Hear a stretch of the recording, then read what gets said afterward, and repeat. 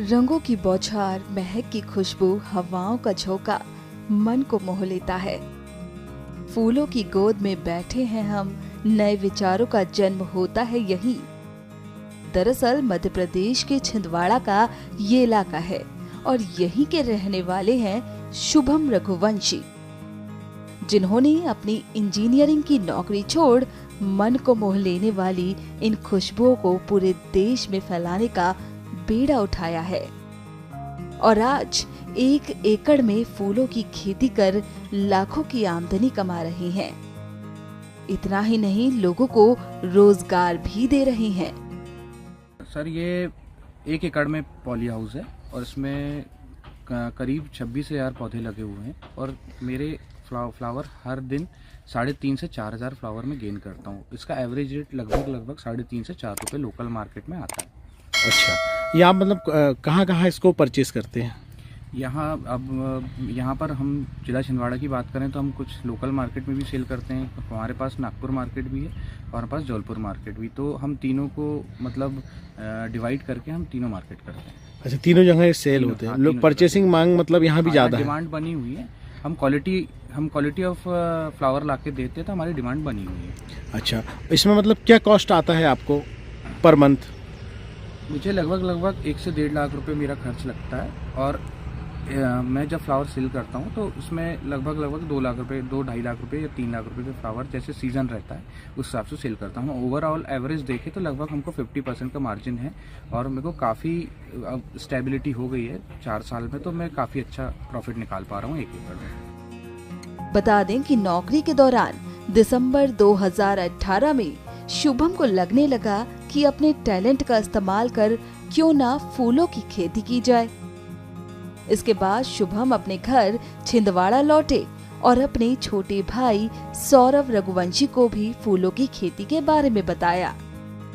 इसके बाद छोटे भाई सौरव रघुवंशी ने भी इंजीनियरिंग में 40,000 रुपए की नौकरी को छोड़कर अपने भाई शुभम के साथ खेती में लगे, जिसके बाद वो आज इस मुकाम पर पहुंचे हैं। इस काम को करने में सरकार भी उनकी पूरी मदद कर रही है। मुझे लगभग 60 से 66 लाख रुपए मेरे को कॉस्ट ऑफ प्रोजेक्ट लगी। कुछ मेरे फाउंडेशन थे और कुछ मेरी ज़मीन को मेरे को ठीक करना था, तो उसमें 10 लाख रुपए करीब और बढ़े और मेरे को सरकार से लगभग 36 से 37 लाख रुपए की मदद मिली है। अच्छा, हॉर्टिकल्चर विभाग में अगर अपन जाए, किसी को अगर फूलों की खेती करना तो उसकी प्रोसेस क्या रहेगी? सबसे पहले तो किसान को फूलों की खेती के बारे में एक अच्छा नॉलेज लेना पड़ेगा। उसके बाद में उसको अपने अमाउंट देखना पड़ेगा, उसके पास अमाउंट इस कॉस्ट ऑफ प्रोजेक्ट के लिए है कि नहीं है। नहीं भी है तो सरकार लोन के लिए मदद करती है। ऐसे कई सारी योजना है जो प्रोजेक्ट लोन पॉली हाउस के लिए देती है, तो किसान उस तरीके से कर सकता है। अच्छा, फिर आपको क्या ड्रा के माध्यम से आपका चयन हुआ कि फिर डायरेक्ट चयन हो गया? हम 4 साल पहले की बात करते हैं, ये प्रोजेक्ट है 2020 से 21 का। उस समय किसान कम थे, रुझान कम था, काफ़ी मतलब इसमें अवेयर नहीं थे किसान। तो पहले ऐसा होता था कि ये कॉस्ट मतलब ये प्रोजेक्ट मिल जाता था। अभी इस समय किसान ज़्यादा हो गए हैं, ज़्यादा मतलब सारे किसान लगे हुए हैं कि हम पॉली हाउस बना लें, तो इसमें ड्रॉ सिस्टम होता है। आप अगर ड्रॉ सिस्टम में आते हैं तो आपको सब्सिडी मिल जाती है। विकास खंड उद्यानिकी अधिकारी ने बताया कि सरकार पॉली हाउस लगाने के लिए विशेष रूप से 50% का अनुदान देती है, जिसका लाभ छिंदवाड़ा के कई किसान उठा रहे हैं। ये सबसे पहले तो ये है कि उद्यानिकी विभाग की पूरी योजनाएं किसानों के मतलब के लिए है, हितग्राही मूलक है। किसान को सबसे पहले प्रक्रिया क्या करना पड़ेगा वो बता दे रहा हूँ मैं। पूरी ऑनलाइन प्रक्रिया है और सरल है।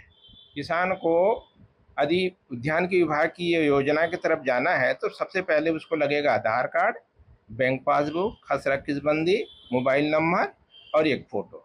जो हमारा विभाग का वेबसाइट है ये www.mpfhts है ना, इस वेबसाइट में वो पंजीयन सरलता से निःशुल्क हो जाता है, पंजीयन करा ले। इसके बाद आपने पूछा कि भाई फूलों के खेती के लिए मतलब ओपन में भी है और पॉली हाउस में भी है। और पॉली हाउस मतलब एक पॉलीथीन का मतलब पॉलीथीन का बना हुआ घर जैसा कहते हैं, उसके अंदर ही फूलों की खेती करते हैं, तो वो अच्छा से उसमें क्वालिटी वाला फूल तैयार करके अच्छा आमदनी कमा सकता है। इसमें अलग अलग मतलब साइज के अगर मतलब पॉली हाउस बनाते हैं तो उसके अलग अलग रेट हैं, पर मैं 1 एकड़ के लिए आपसे चर्चा करता हूँ। यदि जैसे कोई किसान अगर 1 एकड़ के लिए पॉली हाउस बनाता है, तो पॉली हाउस बनाने के लिए जो गवर्नमेंट की जो लागत रेट है 844 रुपया प्रति स्क्वायर मीटर, तो 1 एकड़ का होता है 16,88,000 रुपये अनुदान। इतना अधिकतम 1 एकड़ के लिए अनुदान देती है नाल, है ना।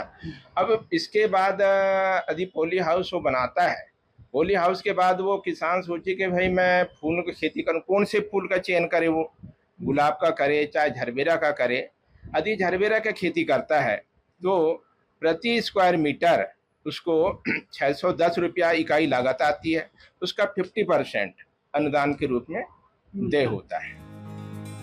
बता दें कि झरबेरा के एक फूल की लागत 1 रुपए से 1.5 रुपए आती है और ये फूल बाजार में 6 रुपए से लेकर 10 रुपए में बिकता है।